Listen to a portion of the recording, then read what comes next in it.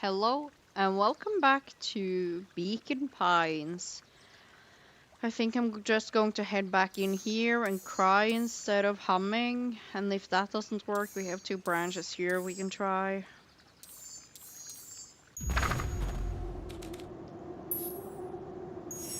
And in the stillness, he began to weep. It was all just too much. Falling to his knees, Luca whimpered softly. The tears crystallized as they hit the snow. Gran stared at Luca for a moment with warm sympathy, remembering why this was all necessary. This will all make sense soon, Luca. Then everything can go back to normal. I promise. She stiffened up and brandished the torch at Mr. Nuncreed. You can't hide behind those people any longer, Joseph. Once their precious source is destroyed, we'll see where their loyalties fall. Juniper, Ignoring don't! his final plea, Gran flung the torch into the deep darkness. Well, that didn't work. She smiled and exhaled in relief. Mr. Nuncreed moaned in resignation. The torch echoed as it ricocheted down the hole, punctuated with a thunderous thud.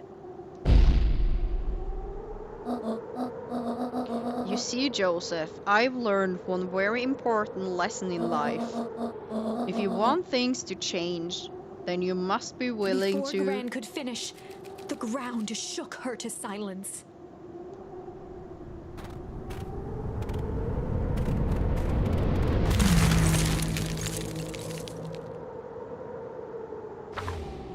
That was the wrong branch. Gran only had time to spin around and run to Luca. Her attempt to shield him, an honorable but trifling act. Unflinching love, pitted against an unthinking horror. There was no contest. Her warm embrace froze in an instant. That is where they remain, fixed in place, forever. And so, our story ends on this melancholy scene. In a town brought low by its secrets, sits the frozen statues of a misguided band of meddlers. The end.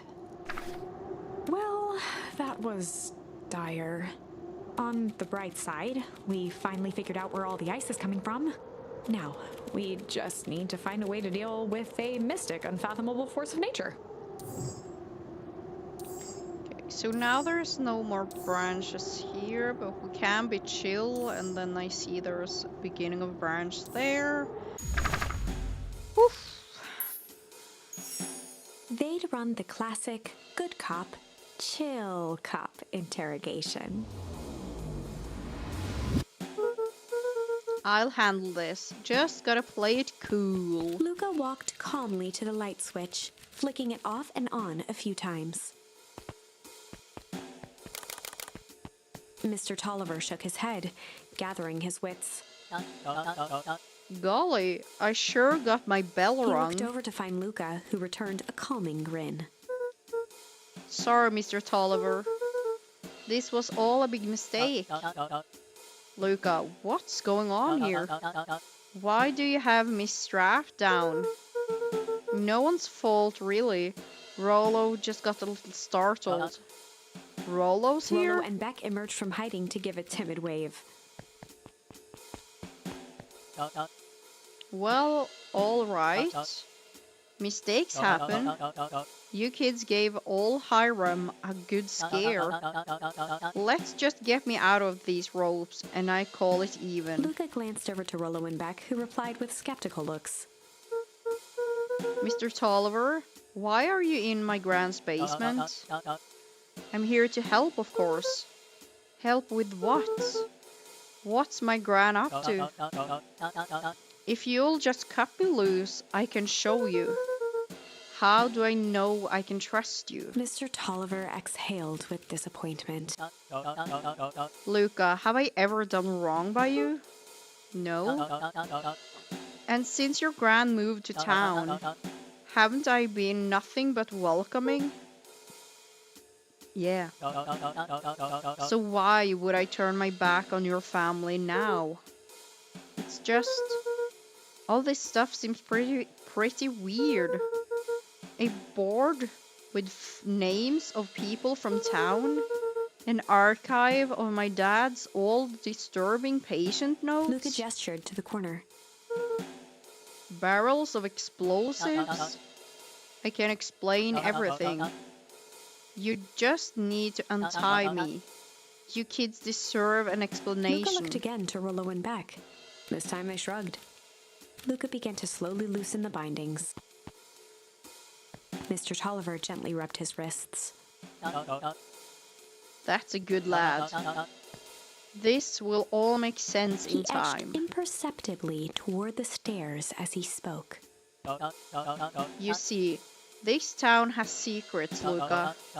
A very dark past indeed. Before the kids had even noticed his movement, Mr. Tolliver was at the light switch. A past that must be brought He to... punctuated his final words by flicking the switch and rushing up the stairs. Light.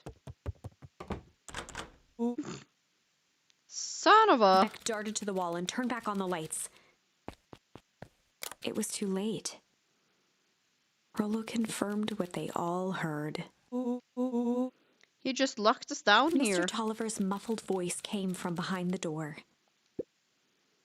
I wasn't lying, you know. This is for your own good. You kids just keep tight down there and let the adults handle this. They looked bewildered at each other. Play cool, huh? Not now, Beck.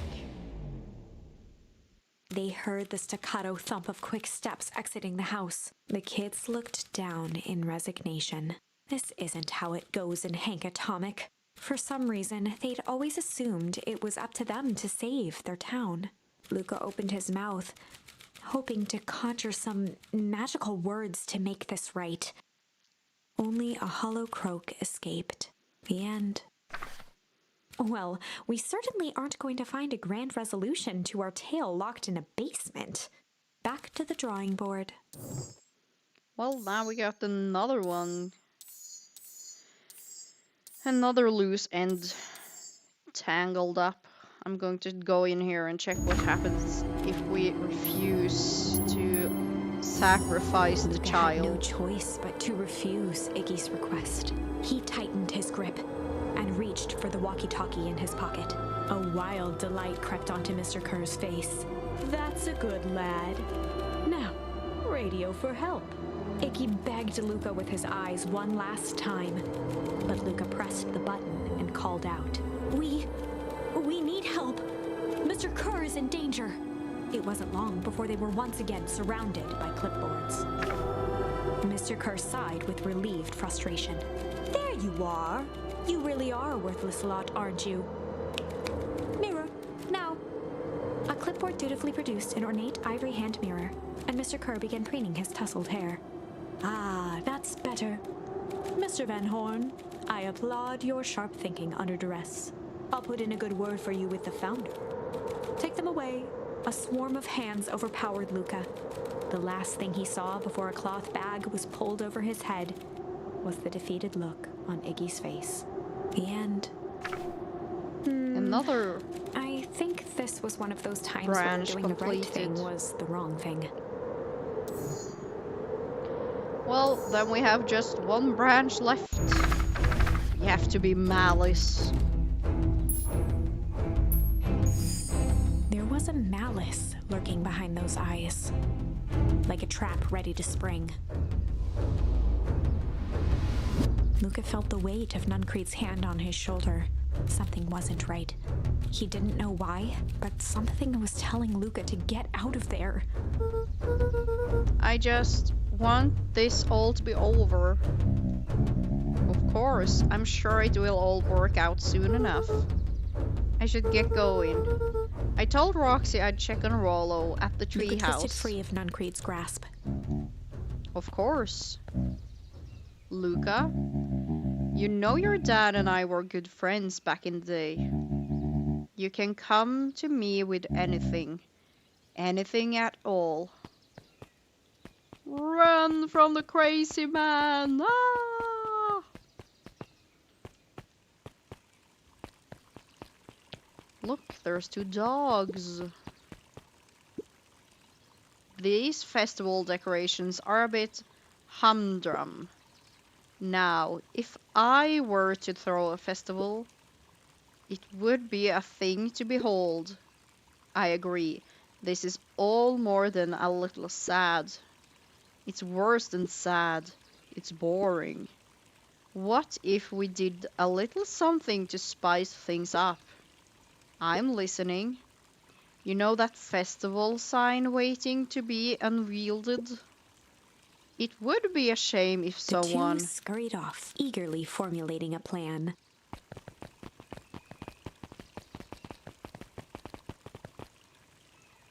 If someone... Did what now? Identify yourself, please. Nellie Modwill. I work here now. I am unable to locate you on our staff roll. Oh, I don't officially start until tomorrow. Mr. Kerr said I could come in early tonight to get a few things done. Hold, please. Clearance authorized. Thank you. Our harvest awaits. Okay, let's go. Whoa. You could get a wrench to the noggin sneaking up on a guy like that. Don't scare a man while he's junking, Sonny. Evening, Jeff, Chuff. Isn't it kind of late to be junking? I might as well ask the same thing of you. Find anything good? Bah. Ever since Perennial Harvest moved in, even the junk is trash. You can learn a lot about person by looking at what they throw away. With this bunch, it's all shredded paper and coffee cups. Well, I'd better get going. I didn't see nothing if you didn't see nothing. See what? Exactly. And then we have the sleeping pig. Sleeping as ever. I am missing the bridge. Can't talk to the weird kid. Can I talk to the fishing dog? Hey, Jetson. Have you seen Rollo come this way by any chance? Afraid not. And elusive as the fish in this here pond. Okay, doggo. Rollo? He aired a long holler into the woods. Rollo!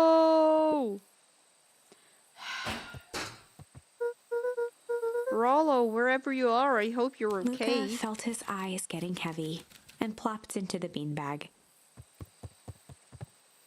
He conceded to its lumpy embrace.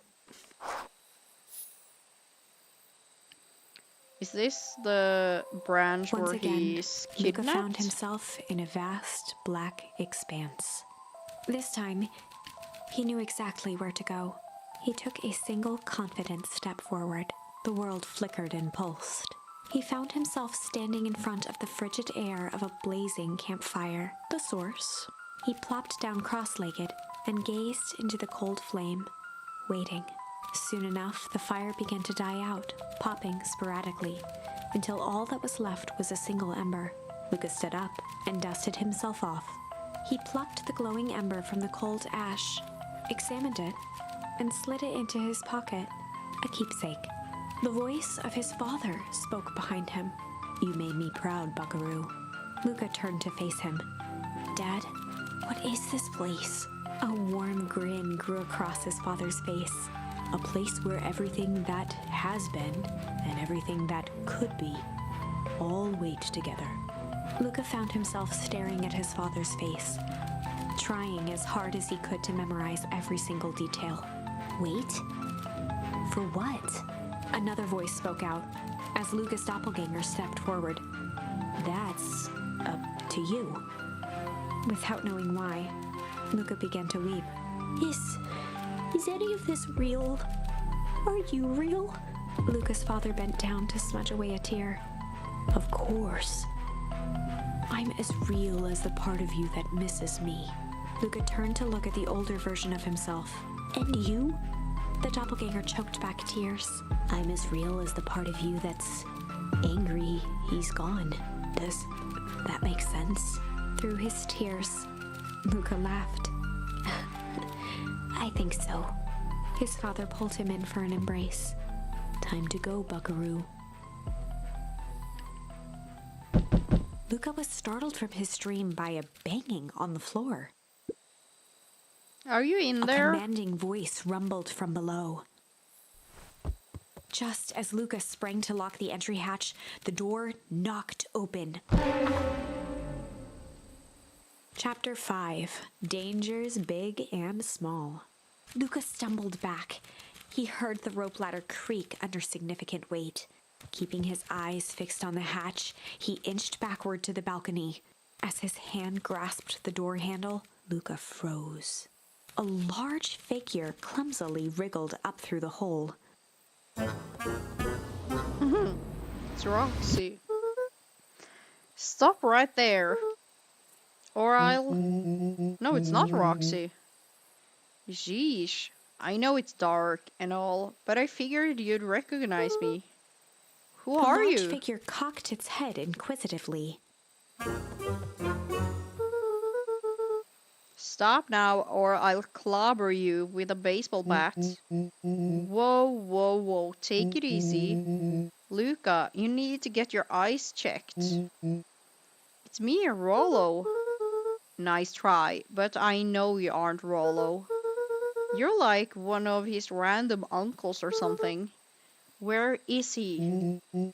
Ha ha ha. Uncle? Luca, quit messing around. It's me.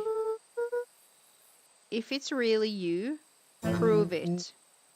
Flaming chicken coop, Luca. Luca's jaw dropped. He peered more closely at the man standing in front of him. Something about him was undeniably Rollo. Only bigger, older, changed. He's been drinking some green goo. How? What happened to you? When I was running away, I ran into more people in those yellow suits. They grabbed me and dragged me away. What? Where did they take you? Don't know. They threw a bag over my head. It was cold and smelled like a swimming pool. I think it was an underground lab or something. They made my hands all big. Look. Rollo proudly presented his hands to Luca. Pretty sweet, right? I mean, it wouldn't be my first pick of a superpower. But beggars can't be choosers. Rollo, it wasn't just your hands. My feet too? Dang, Pa just made me new shoes. Wait, Luca. Why are you so small? Luca moved to the side and pointed Rollo to his reflection in the balcony window. What the? His hands shot up to his face. Holy Toledo! Rollo, what did they do to you? They made me drink some sort of green crud. Ew. Actually, it was not too bad. It kind of tasted like licorice. I passed out and woke up like this. And then I sorta smashed open my cage and escaped. Whoa, you smashed open a cage? Kinda. At least, I think I did. It's all a bit of a blur. They had you in a cage? Who are these people? I don't know who did this to you, but we're gonna fix it. Fix it? This is awesome! Well, I'm just glad you're safe now. Luca, you did not need to worry about me. Sure, I got snatched, but look at it this way. I got snatched. I know where snatched people go. We may finally have a lead on what happened to your family. Maybe you're right. But this all seems dangerous. Danger? Ha! I laugh in the face of danger! Ha ha ha! Rollo shadowboxed a few jabs. I'll take them all on. Hey fellas, what's With up? a yelp, Rollo dove behind Luca. Take cover! Did I come at a bad time? Who the heck are you? This is Beck. Sorry, something truly bizarre just happened, and I need help. I didn't know where else to go. So, you're just hanging out here with your large adult friend? No. This is my buddy Rollo. This is your missing friend? One and the same. He seems a little old. I'll have you know, this is a recent development. What the heck does that mean? Oh, I'm sorry. You're the one who's just showed up out of nowhere. So we'll be asking the questions here. That's fair. How did you find us? Your silly little treehouse? I think you mean our silly little mission control. I hate to break it to you, but your secret path isn't so secret. And I could hear your racket from a mile away. See, Luca, this is why we need to improve security around here. Not now, Rollo. Beck, you said something bizarre happened? Yeah, but... She shot a nervous glance at Rollo. Anything you can say around me, you can say around Rollo. This has been a weird day all around, hasn't it? Yup. Beck's eyes narrowed. Okay, so it all started when I made it back home. My first order of business was to try to salvage my hair. So I dyed it with some stuff from the chemistry set my mom gave me. Okay. Just need to play it cool. And hope no one notices. Notices what? Nothing. I was just... Come over here and let me have a look. Oh, honey. What in the world did you do to your hair? I just kind of felt like a change. This is going to take forever to grow out. You were the one who'd said that change was a good thing, right? I was talking about your mother's new job. I was talking about us moving. Well, I guess I just took your lesson to heart. Ilona tried to put on a smile. Before I forget, I came up here to tell you that Nellie had to go into work. Tonight, her and Mr. Kerr decided it would be great for her to get some things done before tomorrow. That Kerr guy seems like a grand A creep. Beck. He is. Him and his weird cult of personality. You're not going to ruin this job for Nellie. It means too much for her. Oh, I know exactly how much it means to her. It means enough to her to exile her daughter to this podunk town. This place sucks. The people are weird. You just don't know them yet. It's always cold. We're in the mountains. You'll get used to it. I can't even pick up a single decent station on the radio. It's all banjo music and farm reports. You know I grew up in a town not that different from this one. Is that why you're better at talking to plants than people? Okay. So here's what we're gonna do. First of all, you're grounded. What? In the morning, I'll have Nellie come and see what we can do about fixing your hair. You need to look presentable for the festival, but not another peep. She sighed, and after a moment, looked down at Beck sympathetically. I know moving is hard, honey, but that doesn't mean you have to make yourself miserable all the time. Other people seem to have that covered for me. Oh, and if you decide to rebel by dyeing your hair She more, flashed a sly grin and tousled Beck's hair. I just shave it off for you. Think of how rebellious you'll look then. Very funny. Thank you. Good night, sweetie. Good night, Mom. Wait. First of all, this town does not suck. Second, you need help because you got grounded? No. I'm sorry you got in trouble. It's my fault your hair got screwed up in the first place. Don't worry about it. I actually kind of like this look. Great. Can we get back to the story now? The next part is the important bit. I have this radio I upgraded with my mom and was too angry to sleep. So I tried to dial something worth listening to.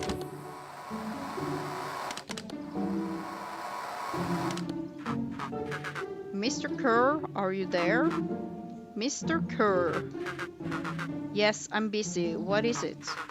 Apologies. I have the founder on the line. Patch him through immediately. One moment. Hello, sir. It's so nice to hear from you. Skip the pleasantries. What's your report on our new lead researcher of deep engineering?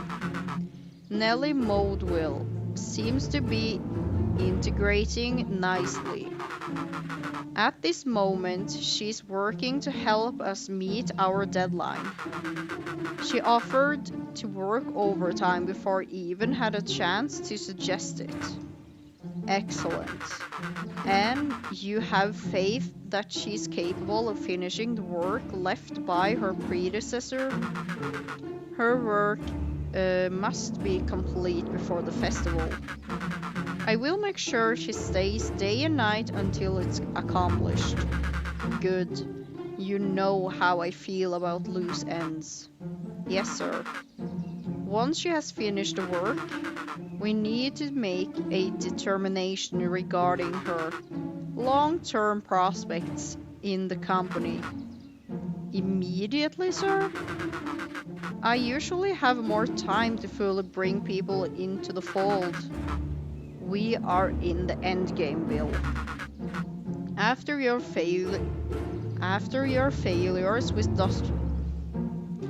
Dr. Prescott, I can't afford to take any risks. Of course, sir. No loose ends, sir. Once she finishes the work, she will either leave the office completely committed to perennial harvest, or she won't leave at all. Perfect. Sir, if I might suggest, maybe we should delay just for a bit? Oh, it's just, we seem to be rushing to hit this festival deadline, and rushing into things have caused some issues in the past. I see. Please understand that I just want what's best for you. I'm eternally grateful that for all you have done for me. Bill, I'll make this very clear for you. I brought you in to make things run smoothly, not to have opinions. Of course, sir. Chin up, Bill. Are you only a few days away from having everything you ever dreamed of? Yes, sir. Thank you, sir. Whoa. Yeah. Just so we're clear, when they said loose ends, They were talking about murder, right? Like actually killing someone? Capital Luca murder? gave Rollo a quick elbow to the ribs. Who is this founder? I was hoping you guys would know. Nah, as far as we know, Kerr is the top banana at Perennial Harvest. He sounds scared of this founder guy. So we have an even topper banana on the field. What the hell is my mom caught up in? Has she talked about the job match? Not really. She said she was going to come in and continue the work of someone she respected. Luca, do you think that body at the warehouse was the person Beck's mom came to replace? That would make sense. Beck, it seems like Nellie's predecessor got loose-ended. I'm getting that impression. Okay, so we need to get your mom out of there before the festival happens. That's 2 days away. Won't she come home after work? The creep on the radio said they were going to hold her there until then. So, if she's not coming out, we gotta go in and get her. Beck flicked a large sheet of paper out of her pocket and slammed it on the floor. Maybe this will help. You have blueprints? Well, it's really just a welcome map from my mom's PH orientation day. But it shows the layout. Sure, looks like a blueprint to me. Look, here's the reception area. There's a big room marked Founder's Office. It even has the exit marked. Guys. We have a deadline. We have an objective. We have blueprints. You realize what this is, Rollo right? started to wiggle with excitement. I think we're heisting. This is officially a heist. Chapter 6. The heist? The heist. They spent the night's end huddled around that small map, formulating a plan to infiltrate the headquarters of Perennial Harvest. It would be no small feat. A modern facility equipped with all manner of technology. Not to mention the swarm of clipboards that would most certainly be scattered throughout. By the time the sun began to peek through the car window used as a makeshift balcony door, all were in agreement. This could just work. The final day before the festival would be used to prepare. They'd need to pool every resource at their disposal, pull every favor with a thread. Even enlist some unsavory characters around town with important tasks only they were suited for. Luckily, there was enough ill will and mistrust toward Perennial Harvest that alliances could be found at a bargain. Luca, Beck, and Rollo rubbed their eyes as they exited the treehouse. They hadn't slept at all that night. The festival was to begin in 1 day, and they each had their assignments. Alright, quick recap. Rollo, you gonna talk to Roxy. Cordially? Without her in Fitz, this whole thing could go bust. Me, Cordial, is my middle name. And how do you plan to explain your He waved new vaguely at Rollo's sizable figure. circumstance? Bah. She'll be so happy I'm alive, she won't even Beck notice. snorted an involuntary giggle. And Beck, you're sure Ilona won't just shoot this whole thing down when she hears it? She'll listen. Once she understands the danger Nellie's in, the danger we're all in, the plan will make sense. Okay, that leaves me with Jeff, and then Iggy. How are you gonna pursue them? I'll think of They something. each looked at each other with sleepy confidence. Well, good speed. Godspeed. So I'm going to end the episode here. I hope you guys enjoyed. Thank you so much for watching. Have a nice day and goodbye.